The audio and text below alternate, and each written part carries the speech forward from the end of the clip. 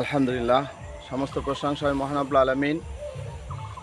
মহান রব্বুল আলামিনের, যিনি আমাকে রমজান মাসের 30টি রোজা রাখার তৌফিক দিয়েছেন এবং শাওয়াল মাসের 6টি রোজা রাখার নিয়ত সহি পুরা করেছেন।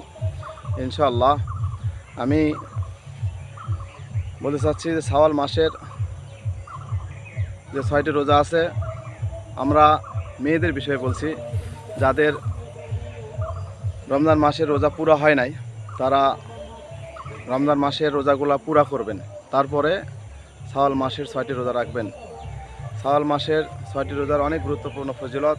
শাওয়াল মাসের 6টি রোজার গুরুত্বপূর্ণ ফজিলত সম্পর্কে মহানবী হযরত মুহাম্মদ সাল্লাল্লাহু আলাইহি ওয়াসাল্লাম বলেছেন, যে ব্যক্তি শাওয়াল মাসের 6টি রোজা রাখলো সে যেন পুরো বছরের রোজা করার সওয়াব লাভ করলো ইনশাআল্লাহ।